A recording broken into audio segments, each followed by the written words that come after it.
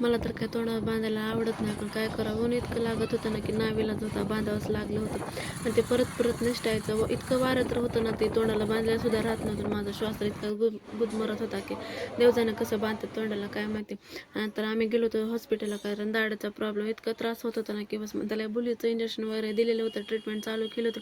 त्याच्यामुळे माझा ना सगळा गाल आणि जीभ असे जड पडल्यासारखे झाले होते. असं वाटत होतं मला की किती सुजलंय की माझं किती नाही. की मॅडमसाठी आणलेले होते टरबूज काढून, मॅडमला घरी ठेवून गेलेलं होतं. मला काय टरबूज वगैरे खाता येत नव्हतं, म्हणजे मला काहीच खाता पिता येत नव्हतं, कारण माझी जीभ आणि एका साईडची बाजू सगळी सून पडलेली होती, कारण ते बुलीचं इंजेक्शन दिलं होतं त्याच्यामुळे. संध्याकाळी मस्त असे केले होते पालकाची भजी आणि खिचडीचा बेत होता.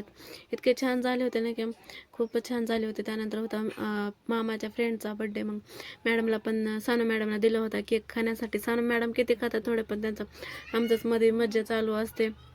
तर केक तर एकदम छान होता. मग मी ऑर्डर केलेलं होतं ते लायटर, आता गॅससाठी आणि दिवे लावण्यासाठी वगैरे. चार्जिंगवरचं लायटर आहे, मला खूप आवडलेलं होतं. मग म्हटलं चला एकदा ट्राय करून बघूयात. तर एकदम मस्त आहे बरं का. त्या काडीपिटीचा झंझट नको ना काय नाही, मस्त आपल्याला लायटर चार्जिंग करायची आणि चालू द्यायचं. तर एकदम बेस्ट काय होता माझा आजचा दिवस. दाढेमुळे तर मला काही समजतच नाही, दिवस आणि रात्र मला सगळे सारखे झाल्यासारखे झाले.